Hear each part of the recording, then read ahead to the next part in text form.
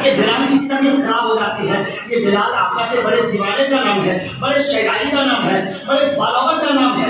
ये बिलाल जब काम से थक जाते हैं ना, जरा गौर से सुनिएगा मेरी बात को, जब ये बिलाल काम से थक जाते हैं, ये रहने वाले हफ्सा के, लेकिन आ गए आका के शहर मुबारक में, मुस्तफा जहाँ रहते वहां आ गए। आने के बाद हुआ क्या, अब ये हजरत बिलाल ने एक जगह काम पकड़ा। मालिक इतना काम लेता है कि बिलाल थक जाते हैं, रात के सन्नाटे में बेहोश हो जाते हैं। बेहोश होने के बाद जब वो लेट जाते हैं, तब जो है मालिक ने जो काम दिया था कि तुम्हें दाना पीसना है या मसाला पीसना है, जिस तरह का भी काम हो, जब मालिक रात के सन्नाटे में आता है तो देखता क्या है, मैंने तो बिलाल को काम दिया था कि दाना पीसना है, मैंने तो बिलाल को काम दिया था कि मसाले पीसने हैं, लेकिन ये बिलाल तो आराम कर रहा है। बड़ा मारा पीटा, बिलाल को तड़पाया, बिलाल को रुलाया, बिलाल को सिसकाया, बिलाल को बड़ी तकलीफें पहुंचाई। उसके बाद हजरत बिलाल उठकर जो है, हजरत बिलाल उठकर मसाला पीसने लगते हैं। ये मालिक के यहाँ रहना कुछ और बात होती है, यानी कोई अपने मालिक के यहाँ रहता है, अब इसे अपना काम न देखना होगा। आपको कहाँ जाना है, आपको कब नहाना है, आपको कब कहाँ जाना है, आपको रिश्तेदार के यहाँ जाना है, आपको कब खाना है, नहीं। किसी बादशाह के यहाँ होने का मतलब यह है कि वो जब काम देगा आपको करना पड़ेगा, आपको जो कहेगा आपको सुनना पड़ेगा, आपके ऊपर जो हुक्म लगाएगा आपको उसे एक्सेप्ट और कबूल करना पड़ेगा। अब बिलाल मजबूर है, रात के सन्नाटे में बिलाल को मार पड़ी है, लेकिन दरवाजे पर मेरे आका तशरीफ लाते हैं। बोलिए सुभान अल्लाह। मेरे आका तशरीफ लाते हैं, आवाज देते हैं। अब बिलाल मुस्तफा जाने में जान है, बिलाल ने मुस्तफा को देखा नहीं है कभी, बिलाल ने मुस्तफा को पहचाना नहीं है, लेकिन रात के सन्नाटे में जब मालिक ने बिलाल को मारा तड़पाया, ये मसाला पीस रहे हैं और बिलाल ये दुआ करते हैं कि मैं कहाँ फंस गया हूँ। तब हुआ ये कि बिलाल बैठ के रात के सन्नाटे में रो रहे हैं और मालिक अपने कमरे में आराम कर रहा है। इतने में उसी घर के दरवाजे पर मेरे आका तशरीफ लाते हैं। आका का तशरीफ लाना था, दरवाजे पर दस्तक दिया, बिलाल ने दरवाजा खोला। बिलाल तो मुस्तफा को जानते नहीं, बिलाल तो मुस्तफा को पहचानते नहीं, लेकिन इत्तफाक की बात यह है कि मुस्तफा ने बिलाल को पहचान लिया है, मुस्तफा ने बिलाल को पहचान लिया है। अब ये हजरत बिलाल को देखकर मुस्तफा वापस जाने लगे। जब वापस जाने लगे तो हजरत बिलाल ने कहा कि अब तक मेरी कोई मदद को नहीं आया, मैंने सोचा था आज एक बंदा मदद को आया है, वो भी बिना हेल्प और मदद किए वापस लौट गया। आखिर मेरे साथ होगा तो होगा क्या। लेकिन सुनिए, जिस मुस्तफा का आप जिक्र करते हैं, जिस मुस्तफा का आप कलमा पढ़ते हैं, वो मुस्तफा बिलाल की हालत को देख कर गए, बदन पे मार पड़ी है, बदन बिल्कुल लहस बहस हो चुका है, वो रो रहे, तड़प रहे, बिलक रहे, सिसक रहे हैं। बिलाल के हालात को देखकर जब मेरे आका लौटे, बिलाल ने सोचा ये आने वाला इंसान पता नहीं कौन है, मुस्तफा है ये बिलाल ने पहचाना नहीं, आने वाला कौन है, इसने भी मेरी मदद नहीं की और ये लौट गया। इतना सोचकर बिलाल फिर मसाला पीसने लगते हैं, बिलाल मसाला पीसने लगते हैं। अब मेरे आका अपने घर तशरीफ ले जाते हैं और वहां एक कटोरे में, एक प्याले में दूध लिया और एक प्याले में दही लिया, लेकर और उस घर के दरवाजे पर आते हैं और बिलाल के हवाले कर देते हैं और बिलाल को कहते हैं कि सुनो, तुम खाकर आराम करो, मसाला मैं पीस देता हूँ। बोलिए सुभान अल्लाह। मसाला मैं पीस देता हूँ। हजरत बिलाल का ये हाल है, हजरत बिलाल की कबूलियत का ये हाल है। दूसरे दिन भी मेरे आका आते हैं, उसके बाद बिलाल से कहते हैं ये दूध मलाई खा लो और अपने बिस्तर पे जाके आराम करो, मैं तुम्हारा मसाला पीस देता हूँ। इसका मतलब क्या हुआ, इसका मतलब क्या हुआ, आपको समझना पड़ेगा, आपको समझने की जरूरत है कि जो माँ बाप हमें पैदा करते हैं, जिस माँ बाप ने हमें अपने गोद में खिलाया है, जिस माँ बाप ने हमारे लिए धूप की तपिश में, कालो कीचड़ में चोरी करके पैसा कमा के खून पसीना एक करके न जाने हमारे लिए क्या क्या किया। अगर हमें जूते की जरूरत है तो हमारा बाप एडवांस में कंपनी में पैसा लेता है कि मुझे एडवांस में पैसे चाहिए, हमारे बेटे के लिए जूता लेना है, कंपनी से एडवांस में पैसा लेके आता है। लेकिन आज होता क्या है, हम कहते हैं मुस्तफा के फॉलोवर है, हम कहते हैं मुस्तफा के फॉलोवर है। सुनिए, मुस्तफा के फॉलोवर ऐसे नहीं बन सकते। अपनी माँ तो हुजूर सल्लल्लाहु अलैहि वसल्लम के 6 महीना के बाद ही पर्दा कर गए, हजरत आमना। लेकिन जब मुस्तफा जाने रहमत के सामने कोई बुरी औरत भी जाती है, ऐसा सुलूक है कि वो आदमी कलमा पढ़ने में मजबूर हो जाता है। एक बुरी है, मुस्तफा से चिढ़ती है, मुस्तफा से दुश्मनी है, मुस्तफा का नाम सुना है कि मोहम्मद एक ऐसा आदमी है जो मदीने में आया है, जो भी उनकी बातें सुनता है उसका दीवाना होके रह जाता है, उसका फॉलोवर होके रह जाता है, उसका मानने वाला होके रह जाता है, उसका कलमा पढ़ लेता है, उसके दीन में आ जाता है, उसे सबको कबूल कर लेता है।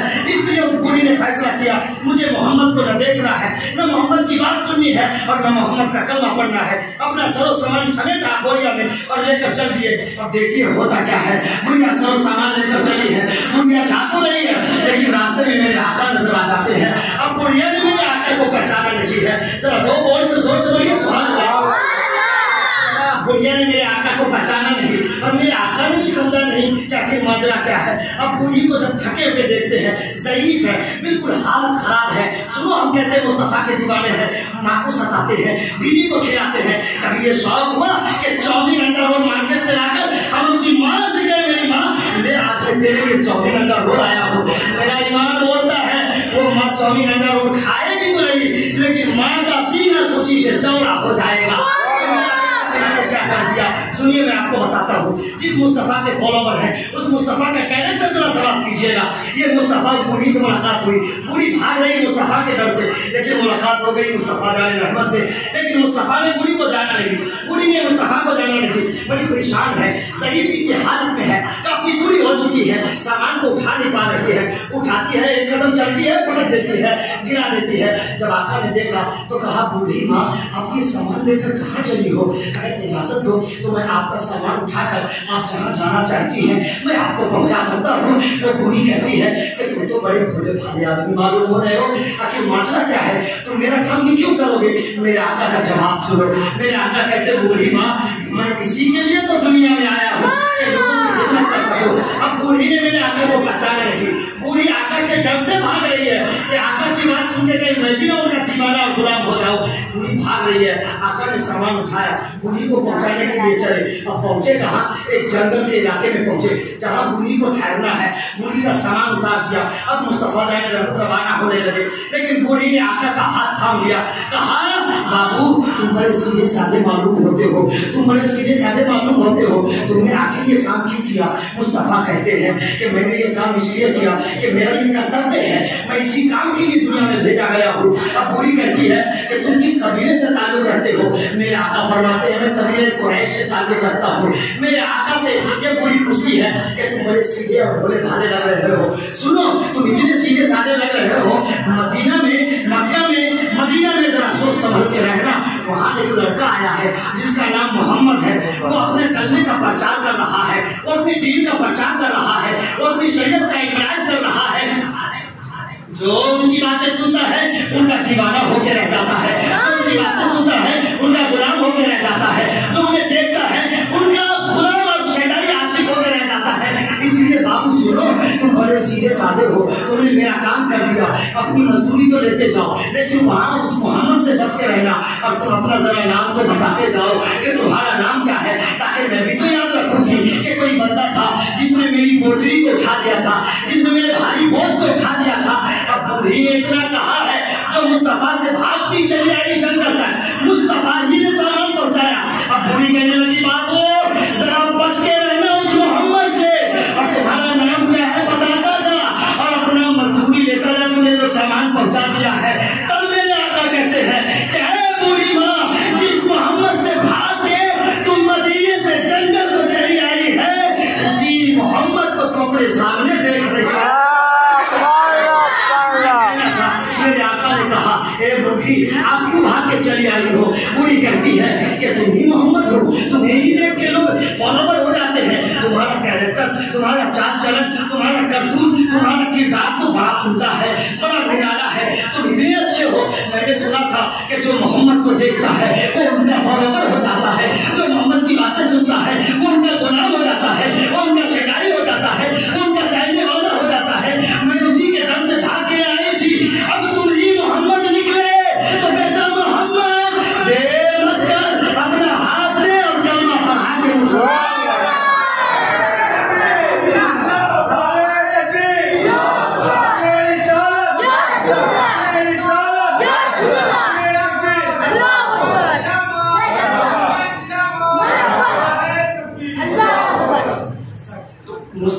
मुस्तफा का कैरेक्टर बड़ा निराला है। मुस्तफा का गुलाम होना कोई आम बात नहीं है, मुस्तफा का गुलाम होना कोई हल्की फुल्की बात नहीं है। मुस्तफा का गुलाम होने के लिए चेहरे पे दाढ़ी सजाना पड़ता है, मुस्तफा का गुलाम होने के लिए 5 दिन वजू बनाना पड़ता है, मुस्तफा का गुलाम होने के लिए नमाज की पाबंदी करनी पड़ती है, मुस्तफा का गुलाम होने के लिए कुरान पाक की तिलावत करनी करनी पड़ती है। मुस्तफा का गुलाम होने के लिए अपने माँ बाप तो छोड़ने दूर की बात है, गैरों के भी माँ बाप का बड़ा अदब एहतराम करना पड़ता है। तो मैं जिस बिलाल की बात कर रहा था, वो बिलाल जब वहाँ आए, वो बिलाल मुस्तफा के दीवाने हो गए, मुस्तफा के फॉलोवर हो गए। अब यहूदियों ने देखा, उनके मालिकों ने देखा कि ये बिलाल मुस्तफा का दीवाना हो गया।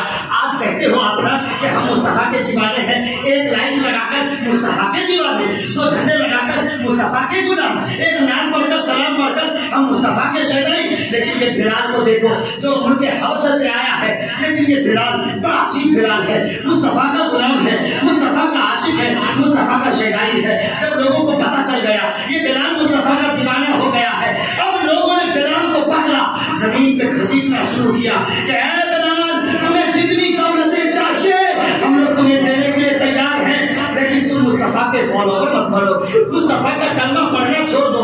लेकिन बिलाल ने कहा मैं हर काम तो कर सकता हूँ, लेकिन मेरी माँ ने शायद मुझे पैदा इसलिए नहीं किया है कि मैं मुस्तफा का गुलाम न बनूं, मुस्तफा का शहदाई न बनूं। अब लोगों ने जमीन पर घसीटा, आग बिछा दिया, उसने बिलाल को तड़पाया, उसने बिलाल को घसीट के मारा।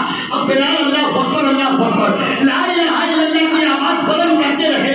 दुश्मनों ने देखा कि ये मुस्तफा का पक्का सच्चा गुलाम है, बिलाल को पकड़ा, जुबान खींच के जुबान में कांटा डाल दिया। बिलाल को बोलने में नहीं बनता है, फिर भी कहते ला इलाहा इल्लल्लाह मुहम्मदुर रसूलुल्लाह। ये है आका की मोहब्बत की खातिर जुबान में कांटे छुपा रहे हैं, आग पे घसीटा जा रहा है, तमाचे लगाए जा रहे हैं, पूरे तन को रेत पे घसीटा जाता है। हम कहते हैं मुस्तफा के गुलाम है। मुस्तफा का गुलाम सिर्फ झंडा लगाने से नहीं होगा, मुस्तफा का गुलाम सिर्फ लाइट सजाने से नहीं होगा। मुस्तफा का गुलाम बनने के लिए हम गौस को मानते हैं, हम ख्वाजा व रज़ा को मानते हैं, हम आला हजरत को मानते हैं, हम मुजाहिद मिल्लत को मानते हैं, हम हुजूर सैयद जमाल शाह बाबा अलैहिर्रहमतुल रिज़वान को मानते हैं। हम झंडे भी लगाएंगे, हम फातिहा भी दिलाएंगे, हम फूल भी सजाएंगे, हम गुब्बारे भी लगाएंगे, हम नायक भी सजाएंगे। लेकिन मुस्तफा के गुलाम होने का मतलब यह है कि जब मीनार से अज़ान की आवाज बुलंद होगी तो लोटा लेके वज़ू के लिए दौड़ जाएंगे, उसके बाद नमाज पढ़ेंगे, रब के लिए सजदा करेंगे। ये बिलाल है मुस्तफा के दीवाने। लेकिन आगे और जरा सुनिए इस बिलाल के साथ होता क्या है। किताबों में ये हल्की रिवायत आती है, लेकिन जरा गौर के साथ सुनिएगा। कुछ कह रहे हैं, मैं दो चार मिनट बातों में समेटता हूँ, जरा सुनिए, गौर से सुनिए। अब इस बिलाल के साथ हुआ क्या, जरा गौर से सुनिए, इंशाअल्लाह बड़ा मजा आएगा। एक मतलब झूम के बोलिए या रसूल अल्लाह, बोलिए या हबीब अल्लाह, इतना जोर से बोलिए कि बस्ती के सबसे मालदार